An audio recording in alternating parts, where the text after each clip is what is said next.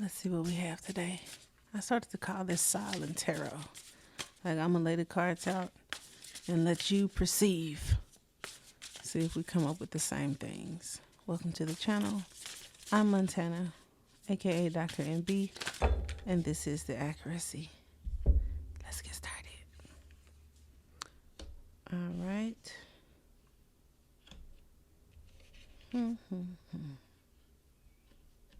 Y'all gonna have to leave me comments. What do you think about this? Ooh.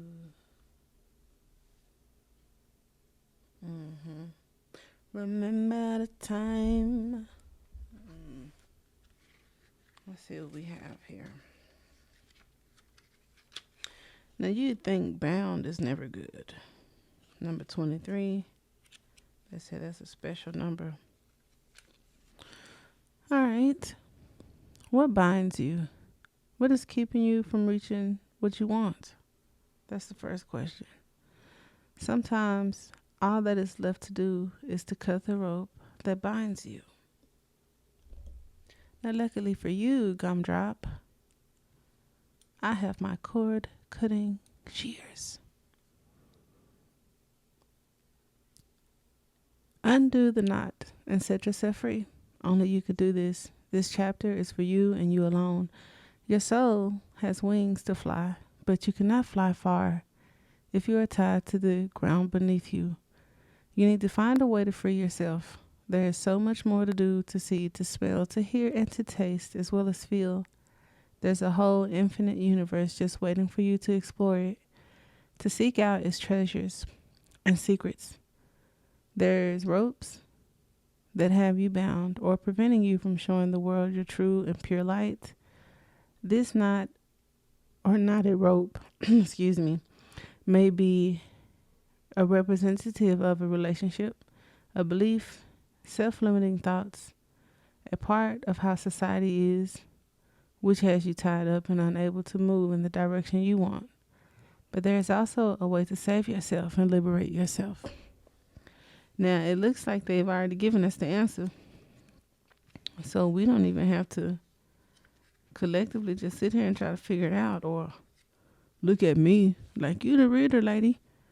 What you got? The answer is here, or maybe even the challenge, because usually my answer doesn't come here. It comes here. So the challenge could be seeing beyond. All right. Now, how is seeing beyond challenging? Easy. You can't see beyond what they say, the society. You can't see beyond that belief. You can't see beyond your current situation to think bigger. We don't see it. It's something we don't see. And not with our eyeballs. It's not physical. It's our mind's eye. It's non-physical, really. So it's not like you're actually binded, which is a good thing, because if you was tied up somewhere right now, we need to be calling you some help. But we can call in some help anyway. But maybe this is the help. So let's check it out. Now, seeing beyond, you have 3 eyes. 2 are for seeing the physical world around you. 1 is for seeing beyond the physical into the spiritual.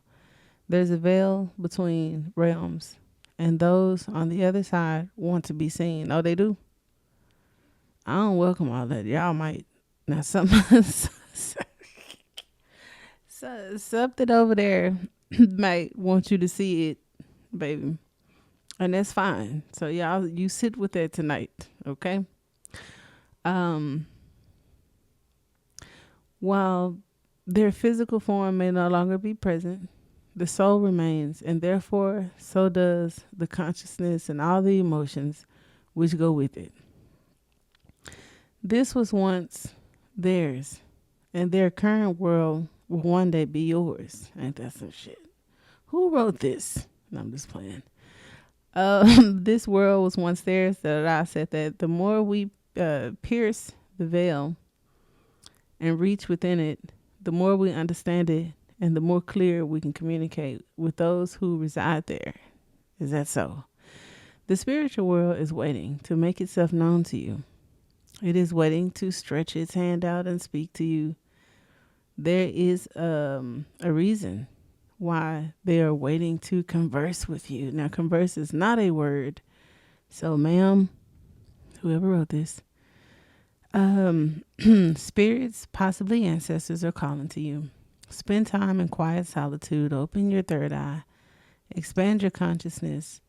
In doing this, you are able to begin hearing the echoes of them as they call for you. With time and patience, those echoes, excuse me, will grow to be louder or more clear until sentences can be heard and conversations, thank you, can be had. We all have the innate ability to speak through the veil. We simply need to release it. The spirit realm is asking for your attention and will not stop until you make notice. Just like this net that came out of nowhere, because I don't even have nets.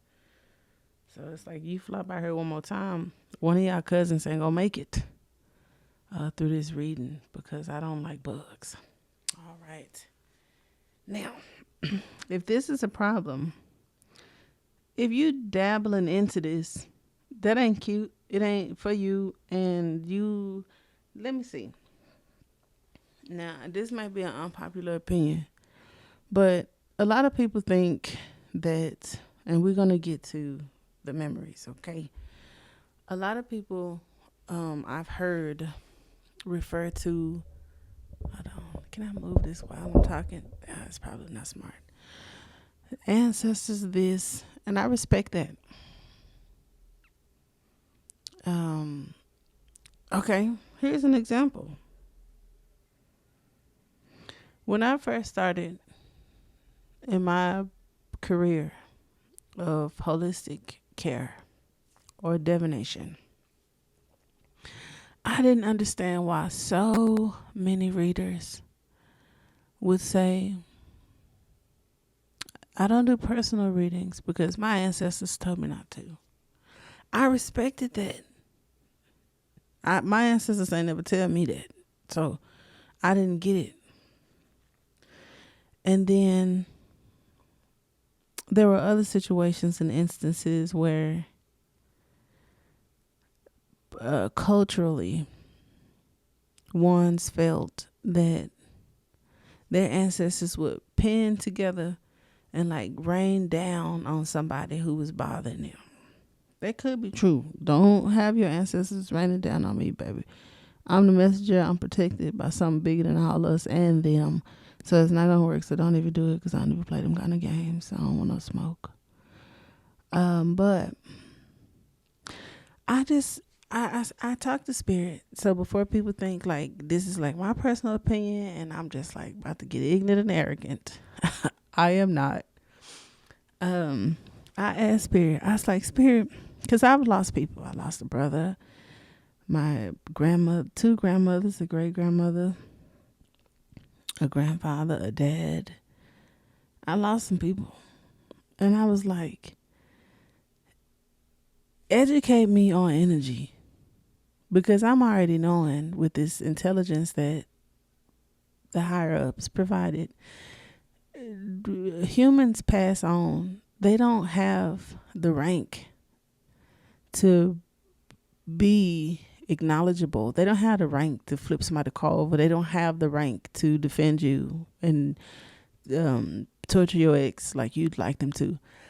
So you could embody a relative that is massive. I think like Miss DeVay, some people that made the history books that's big, big, big. It could be all those millions of people creating that consciousness and that energy. I don't know how far we're going to go down the rabbit hole with it, but I personally asked spirit and got the answer I was looking for. That people do not pass on and just come hang out with you and protect you and watch you and guide you. Don't block me, okay? Because that could be these limited beliefs that we got. I know sometimes right and wrong, good and bad, good could hinder us. And I don't see Cujo and Kojak yet. So I don't know if this is connected to a relationship, because usually the twins are binded in the devil card. Yeah. But the devil ain't here. The lady ain't here. The man ain't here. Just the rope. So if I focused on the concept of the rope in that card, they ain't never really tied up. It's just there. So it's like subconsciously, this is when the shackles come off, and then people still didn't leave. It's mental. Boom. A whole word. Now we have memories. Okay, so it's like I done relieved you of something. You done prayed for something, asked for something, concocted something. I don't know. You did something. But it's in the liminal space, still energetically, spiritually, or whatever, like, or even me just popping my collar, not to project, but it's like, what if someone liberated themselves in one sense, but then on the other end it's like you still wrapped up? I don't even think we can do that, but you could. I'm just I humble myself to the possibilities where in the physical you relieve yourself of some restraints, but energetically and spiritually those cords and connections, how it may take it's a different process to eliminate weight, a debt over there. I don't know. So the next one we have memories. Memories. When memories grow old, we can sometimes begin to remember them. Okay, so it's like short-term memory loss. You can remember old stuff, but you can't remember what happened 5 minutes ago. That happens. I ain't gonna lie. For some of us, it's like the older it gets, we start remembering it differently, like it ain't even happened like that. Okay, or there's an altered vision. Now, they may have more nostalgic or sometimes romanticized glow to them after a while, which deep down is not and was not true when it occurred originally. It is you who is choosing to see these memories in a far better, far different light. Ask yourself why. What's the real reason you're doing this? You are attempting to exert control over the way you view the past, allowing yourself to bypass something unpleasant contained in those memories. There are some parts of these memories you are ignoring, avoiding, and attempting to erase by pretending they are something they never were and never will be. Until you face the pain of these now wrapped memories and finally face how they really made you feel, they will continue to hurt you. Nostalgia and rose-colored glasses are terms used for when a time in our past or our specific memory is glossed over and reworked by our mind. It is a common practice and not unique to only you. As humans, we are always inventing ways to ignore and distract from the pain of the past. You are strong enough to face the truth and recall these memories with the complete accuracy and honesty that they and you deserve.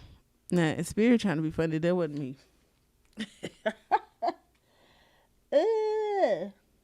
Recall these memories okay, so that's saying don't be mad at this lady. You watch everybody else lie to you, so I done drove you over to this accuracy. Maybe even one of your ancestors, like, I don't know, because I personally get my information from the Holy Spirit and like consciousness itself, the omnipresence. I can channel, but I ain't never called on none of y'all cousins. If somebody say, I want to know what my auntie was thinking or what my grandma got to say, I don't know your auntie or your grandma, and I would never try to summon them. I just ask God or consciousness, the omnipresence of all, right? Not the Lord, not none of the gods, just the Grand Master, right? Because we made a deal a long time ago that I don't play like that. I ain't got time for all that. I watch too many scary movies. I'm a millennial. I'm not finna sit in the closet with your cousin and ask shit. Not gonna hold you. But I can channel, and that's only because of a gift that I have and the connection that I have to the omnipresence. And like archangels and ascended masters and stuff. So they'll let me. I can do it if I want. I just choose not to go like deep down into the rabbit holes too far. I like to just know a little bit about a lot. But the liminal space at the bottom of the deck. Now Spirit is saying this ain't no big deal. As the reader, I'm just being nosy, and then I'm gonna see if I can dig up some more stuff for you. I'm gonna just run through it. Then between, it comes after a phase, but before the new beginning. Okay. So it's not, it's like meditation. It's like not death. And it's not, yeah, it's like a theta state. Oh, okay. I get it. Past life regression, hypnosis therapy. Some of us need some extra assistance. If we want to clip some cords and unbind, if we can't do it, then, or if we got some confusion too. If you got twin flames, parental issues, because I can speak generally, but I know from experience, y'all, you just have challenging relationships, and it's like, why don't I like them? Why don't we get along?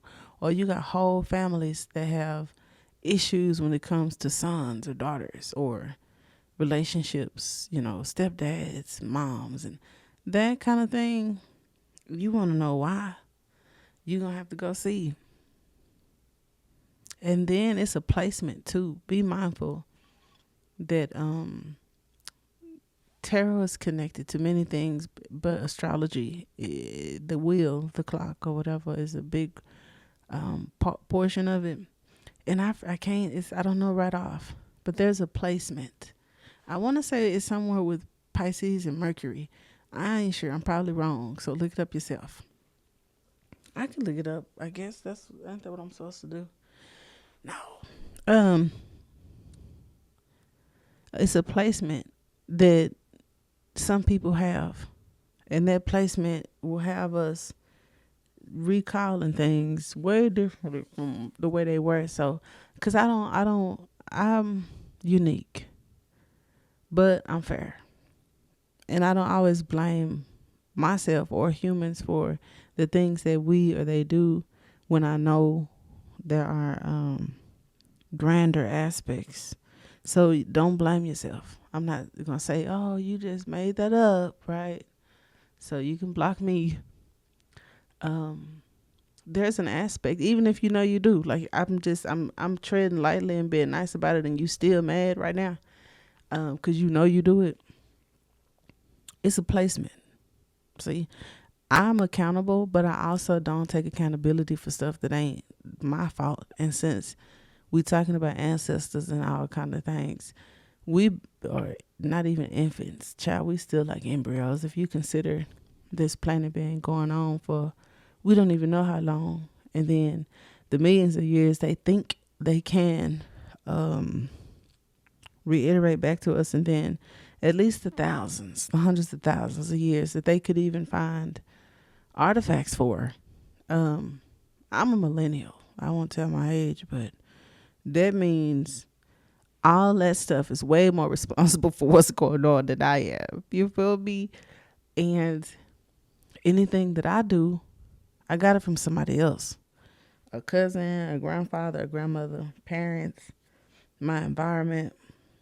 They got it from them, So it's like that. That's so healing for me too, because it's hard for me to hate people. I don't hold on to nothing. Usually, if you get through the Akashic records, or you meditate, or you revisit some of these memories, it makes it less personal. Because it's like I ain't never liked you in any lifetime. So I don't have to put so much energy into what we going through right now. I don't fool with you, and we just keep repeating that. So let me just not even feed into it. Yep, I do that. They don't like that either. They think you crazy, then you're a narcissist. Child. But I'll be a narcissist before I be a damn fool. So my point was,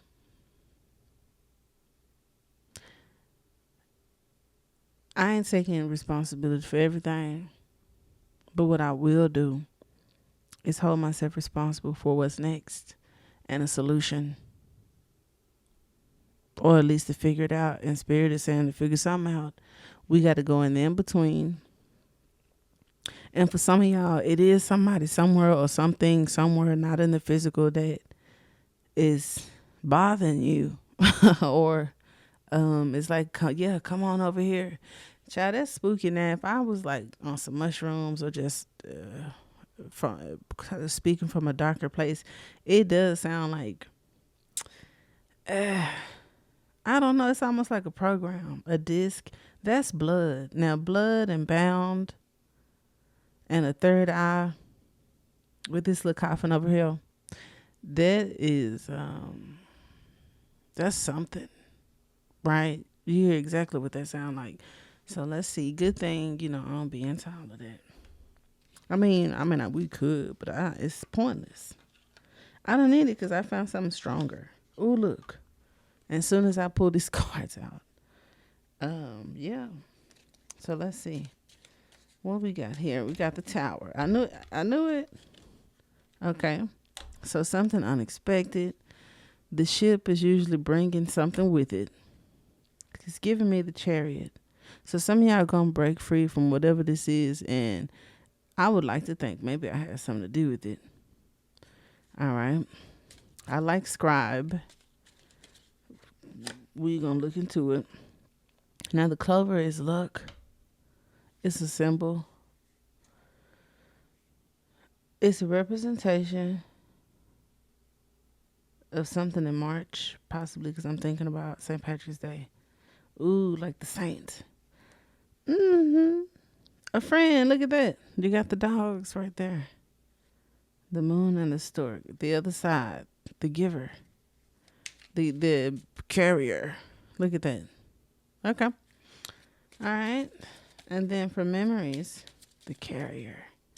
Spirit like that. I said the carrier. It was like, yeah. Okay. The garden. I bet. What happened in the garden? That's where it started. Everybody be talking about it. It's seeds been planted, some grew there. The harvest is there. Look at the tree. The tree of life, the origin. Somebody need the origin story. Because it's like you bigger and better than what you think. And maybe you could even be attracting in some silly shit because of your thoughts. I'm sorry for saying it that way. But I feel like I had to. A shipwreck. What's a shipwreck? When I said what's clover, I saw a dude, and then I see like a dude and a woman, so that's crazy. Because it's different for both. Look, I was going to say it's different for all of you. It's going to come in the form of whatever. A fox is a teacher. A fox is also a need to be clever. And if a terror moment is coming, you got to think fast. If something unexpected is happening, something is coming in, that could be a good thing too, though.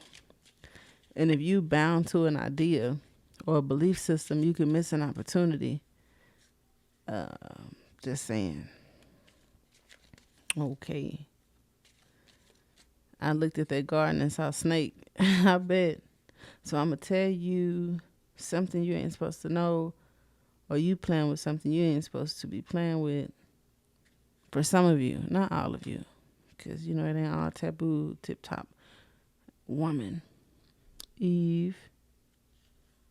What did they do to Eve? They tried to say Eve bit the apple because something told her, go on, girl. Do it. Mm-hmm. And look, Eve speaking from her place of where she at, saying, you don't want that. That kind of makes sense. That kind of makes sense if you be dabbling into things and you say, I don't know. I can't say because it's all subjective.